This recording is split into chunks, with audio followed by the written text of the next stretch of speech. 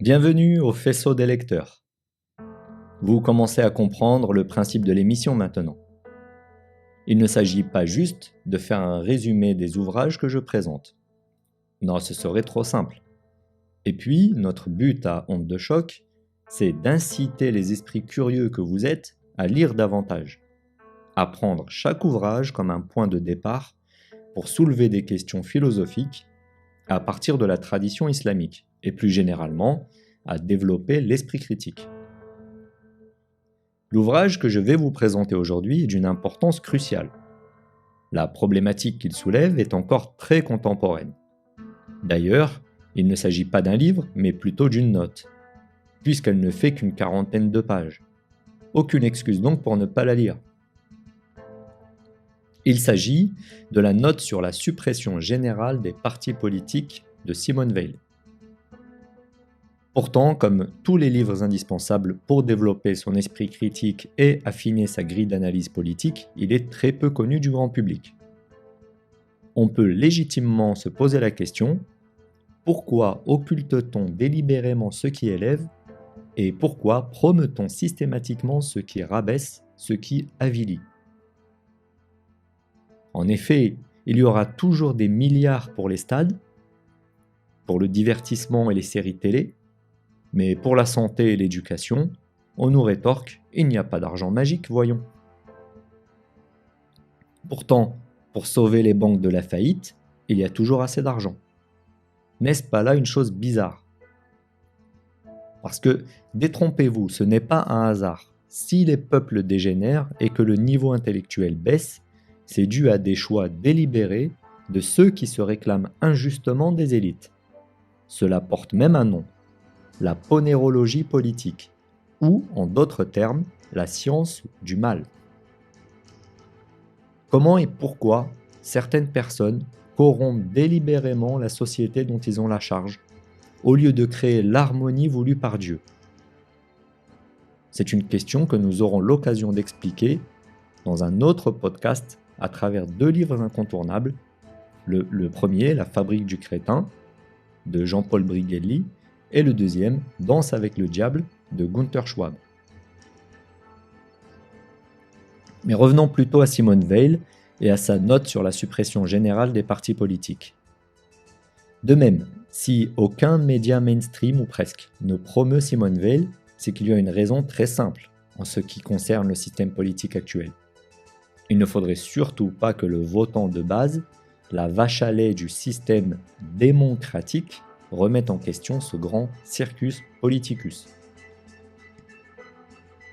À la place, on vous parle souvent d'une autre Simone Veil, bien plus connue, son homonyme, la ministre de la Santé sous le gouvernement de Giscard d'Estaing puis de Mitterrand, qui ont d'ailleurs tous les deux contribué à détruire la souveraineté de la France en renforçant la construction européenne, au détriment bien sûr de la Constitution française.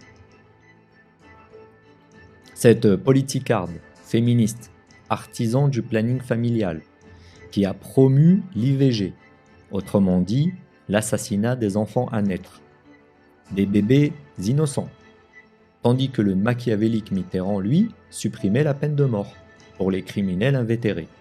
Alors d'un côté, on tue des bébés innocents, et de l'autre, on épargne des meurtriers et des violeurs notoires. On note l'inversion des valeurs propres à ce monde satanique dégénéré. Alors ne confondons pas les serviettes et les torchons, s'il vous plaît. Nous parlons ici de la grande Simone Veil, la traditionnaliste, la mystique, en quête insatiable de vérité et de justice. Nous parlons de cette femme courageuse qui a pris position contre le nazisme et a délaissé le confort new-yorkais pour intégrer le milieu gaulliste de Londres, en pleine Seconde Guerre mondiale. Nous parlons de la talentueuse rédactrice qui nous a laissé plusieurs livres et articles exceptionnels, toujours d'actualité malheureusement. Note sur la suppression générale des partis politiques est un article écrit dans les années 40 en pleine Seconde Guerre mondiale, mais publié après sa mort, où elle ne cherche pas à réformer les partis politiques, mais à les supprimer purement et simplement. Dès les premières pages, elle dit: le mal des partis politiques saute aux yeux. Ne sont-ils pas même du mal à l'état pur ou presque. A l'inverse, elle ajoute un peu plus loin, la suppression des partis politiques serait du bien presque pur. D'après elle, un parti politique est une machine à fabriquer de la passion collective, exactement comme le foot fabrique des fans. Fan, d'ailleurs, c'est le diminutif de fanatique. Pas étonnant, comme je disais, qu'on sponsorise le sport business bien plus que les bibliothèques dans nos sociétés modernes. Le fameux panem et circenses, comme on disait dans l'Empire romain, du pain et des jeux. Dans cette note, Simone Weil présente son point de vue concernant les partis politiques.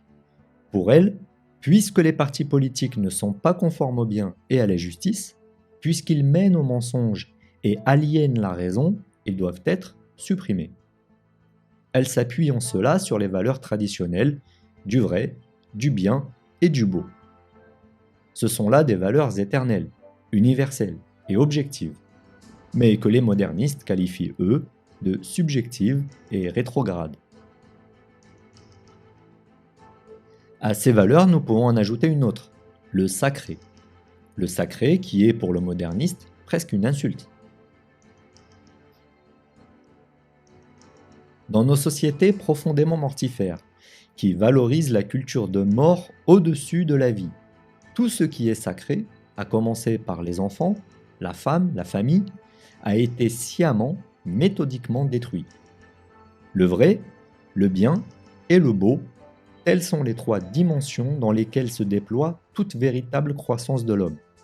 Lorsque l'homme délaisse ses valeurs, qui ont fait de lui un être humain, il n'est plus être, il redevient tristement humain, biologiquement bipède, sans l'étincelle de ce qui fait de lui un être au-dessus des autres créatures de la jungle. Il est, pour ainsi dire, comme une plante grimpante, sans tuteur, qui s'entortille au sol. Attaquée par les parasites, elle finit par mourir de ne pas s'être élevée au-dessus de sa condition. Car le bien doit présider au mouvement de l'intelligence. D'une part, c'est faire de la justice la préoccupation fondamentale de l'âme, d'autre part, c'est dire que l'idée du bien en soi est la plus haute de toutes les valeurs.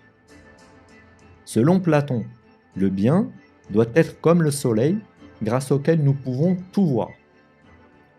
L'idée du bien éclaire toutes les autres idées.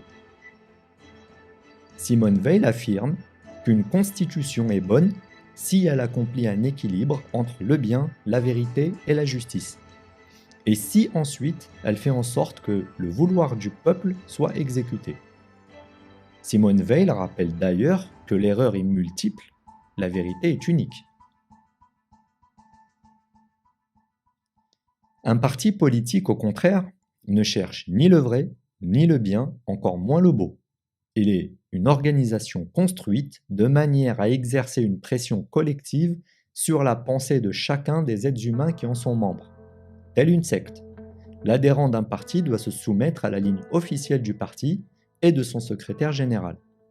Tout dissident au dogme officiel se voit écarté. Peu de place donc pour la vérité.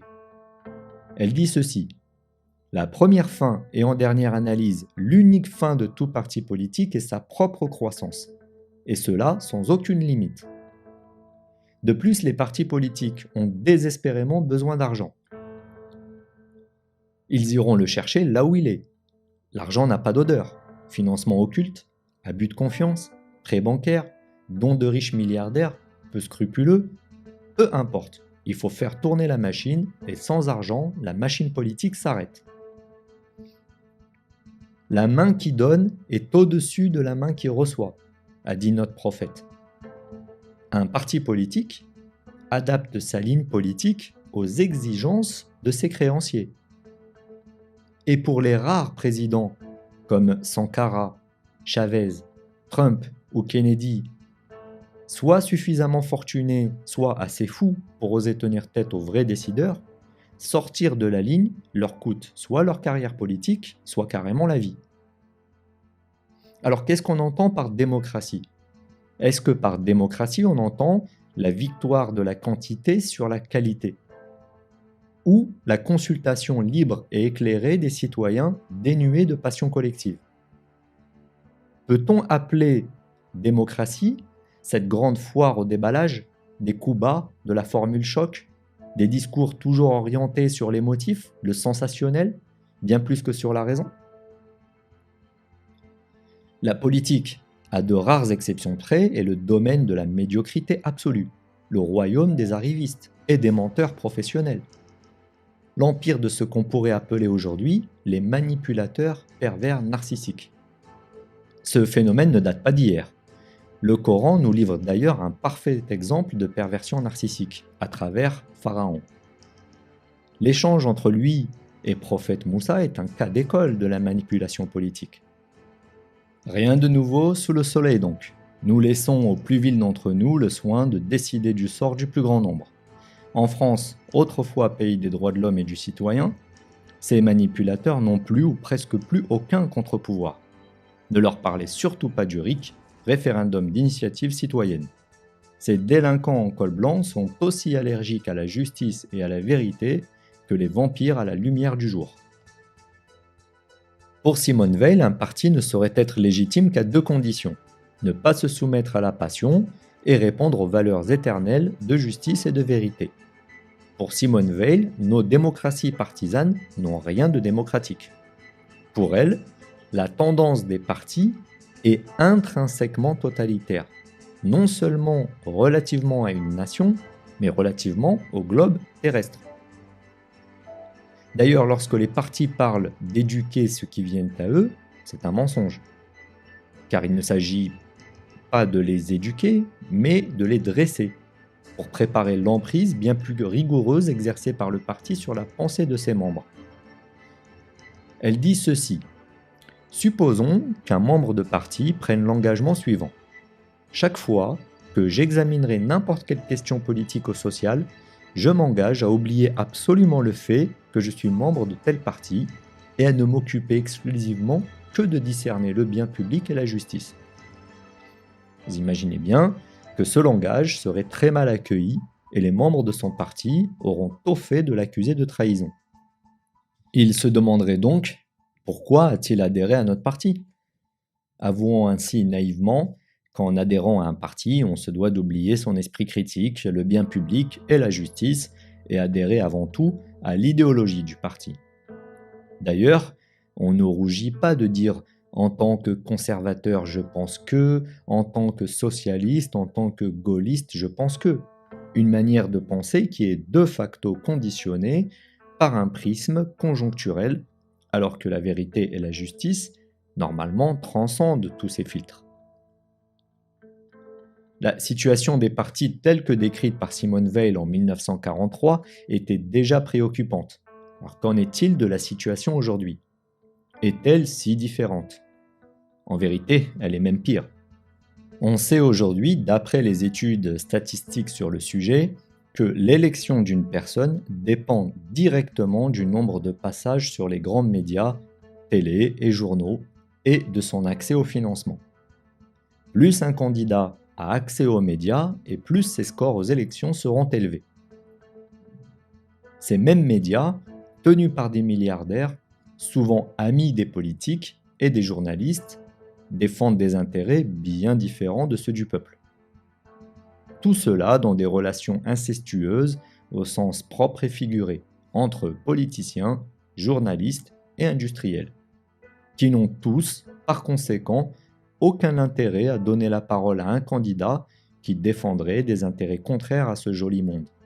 Joli est un doux euphémisme, bien sûr. Doit-on donc jeter le bébé avec l'eau du bain? Bien sûr que non. Fort heureusement, il y a des citoyens honnêtes, soucieux de l'intérêt général, qui luttent souvent hors des partis, pour défendre des idéaux qui doivent être salués et encouragés. Ces électrons libres de la politique, même s'ils n'ont que très peu de chances de gagner via les voies traditionnelles de la politique, ont au moins le mérite d'être des grains de sable dans les rouages de ce système. Ils ne peuvent pas arrêter le marcheur dans sa course folle, mais au moins peuvent-ils le forcer à s'arrêter quelque temps et à retirer ce caillou gênant de la chaussure. Alors si la démocratie partisane de Simone Veil doit être sans attendre éliminée de nos sociétés, si la démocratie moderne, encore plus corrompue par l'argent, les réseaux occultes, la lâcheté journalistique, la médiocratie, est devenue ce qu'on peut appeler clairement une plutocratie, qui n'a rien à envier aux pires dictatures, que nous reste-t-il? Quel système pourrait fonctionner? Simone Veil n'apporte pas de réponse arrêtée à cela, mais on peut, en négatif et en utilisant nos sources islamiques, en tirer quelques conclusions. Déjà, concrètement, le mandat impératif doit surclasser le mandat représentatif. Le mandat impératif, c'est le fait de choisir une personne, non pas pour représenter un groupe sans contrôle, mais pour exercer une tâche précise, dans un temps limité, et de se donner tous les moyens de la révoquer si elle n'accomplit pas son contrat. À l'image des tribus primitives, que ce soit les Sioux dans les grandes plaines américaines ou les tribus germaniques, le meilleur d'entre tous est désigné pour conduire les affaires du groupe. Il est soumis à la volonté du groupe dans un contrôle permanent et peut être révoqué à n'importe quel moment si celui-ci trahit le contrat social ou n'a pas été en mesure de mener à bien ce pourquoi il a été désigné. Je vous conseille d'ailleurs par curiosité de lire les propositions pour le RIC issues des révoltes des Gilets jaunes. Pour ceux qui pensent que c'est impossible, je rappellerai que cela se fait déjà à moindre échelle, en Suisse ou dans les tribunaux américains. Ça s'appelle le jury duty. Être juré est avant tout un devoir citoyen et l'institution du jury populaire pour un procès pénal est inscrite dans la Constitution américaine, mais aussi d'ailleurs dans le Bill of Rights. On convoque pour juger une affaire des citoyens tirés au sort sur les listes électorales. Ce jury, au début, n'a aucune connaissance du dossier ni des faits qui sont reprochés aux criminels. Pourtant, pendant des semaines, ils vont être éduqués à toutes les questions relatives à l'affaire, informés par des experts, patiemment instruits des moindres détails, pour qu'à la fin, animés par l'esprit de justice et de vérité, ils puissent rendre un verdict en toute connaissance de cause. Tout cela, bien sûr, sous le contrôle avisé du juge. On pourrait s'inspirer de la Suisse ou des États-Unis pour mettre en place un système de consultation populaire sur tous les sujets de société. Le problème, c'est que les rares fois où l'État a demandé son avis au peuple, ce dernier n'a pas voté comme il fallait. Du coup, les plutocrates préfèrent maintenant se passer de l'avis des peuples, qui ne votent pas comme il faut. En 2005, par exemple, les peuples français et néerlandais avaient refusé par référendum le projet de traité constitutionnel européen. Pourtant, il a été adopté 2 ans plus tard, en catimini, par le traité de Lisbonne. Un mépris flagrant des peuples et un déni de démocratie évident. Mais plus important encore, il s'agit, comme le dit Simone Veil, de remettre les valeurs traditionnelles au centre de la société. Comme dit l'adage, il faut remettre l'église au centre du village. Toute activité ou décision humaine doit être uniquement motivée par le beau, le bien et le vrai. Le problème, c'est que l'idéologie moderniste, mouvement de déconstruction permanent, prétend placer l'homme au-dessus de toute chose et lui octroie le droit de dominer le reste de la création, que ce soit les autres peuples, les animaux, la nature. La pensée traditionnelle, elle, affirme l'exact inverse. Elle affirme que Dieu a créé une œuvre vivante parfaite, harmonieuse et inégalable, tout entière assujettie à son Créateur. Et l'homme, évidemment, en fait partie. الرحمن علم القرآن خلق الإنسان علمه البيان الشمس والقمر بحسبان والنجم والشجر يسجدان والسماء رفعها ووضع الميزان ألا تطغوا في الميزان وأقيموا الوزن بالقسط ولا تخسروا الميزان. Un système fonctionnel serait un système où celui qui gouverne un peuple s'efforce de reproduire l'équilibre cosmique divin dans la société dont il a la charge, où le père, à l'image d'un roi, équilibre sa famille, et où, pour que ça fonctionne, l'individu établit une juste balance de son cœur et de son ego, source de toutes les laideurs morales. Ainsi seulement, on pourrait contribuer à l'harmonie globale. Car non, l'origine de tous les malheurs du monde, nous dit la tradition coranique, n'est pas le pouvoir, ni même l'argent, mais bien l'ego. Se croire supérieur aux autres par sa nature et non par ses actions positives. C'est la prétention du diable, et il est maudit pour cela. Pharaon n'a pas été puni pour être riche ou puissant. Il a été puni pour son arrogance, pour sa cruauté, pour avoir refusé de se repentir, pour avoir confondu entre être un relais de Dieu sur terre et être un Dieu lui-même, quand il déclare « Ana rabbukum al-a'la », un Seigneur auquel les gens obéissent par peur et non par choix. Quelle prétention! Ce verset seul mériterait des heures et des heures d'explication, mais on peut quand même soulever quelques réflexions. Pharaon était tellement convaincu d'être le Seigneur de l'univers que ses propres magiciens dirent en se prosternant « Nous croyons au Seigneur de l'univers ». Et de préciser tout de suite, afin de lever le doute qui persiste encore dans l'esprit de Pharaon, au Seigneur de Moussa et de Haroun. Sous-entendu, nous croyons au vrai Seigneur de l'univers, le Seigneur du ciel, de la terre et de tout ce qui se trouve entre les deux. Nous ne croyons pas à toi, pauvre fou. فألقي السحرة سجدا قالوا آمنا برب هارون وموسى قال آمنتم له قبل أن آذن لكم إنه لكبيركم الذي علمكم السحر فلأقطعن أيديكم وأرجلكم من خلاف ولأصلبنكم في جذوع النخل ولتعلمن أينا أشد عذابا وأبقى قالوا لن نؤثرك على ما جاءنا من البينات والذي فطرنا فاقض ما أنت قاض إنما تقضي هذه الحياة الدنيا. Imaginez la scène. Les ministres, les soldats, les esclaves, le scribe, tous réunis autour de Pharaon dans un somptueux palais, et qui assistent ébahis à cet échange.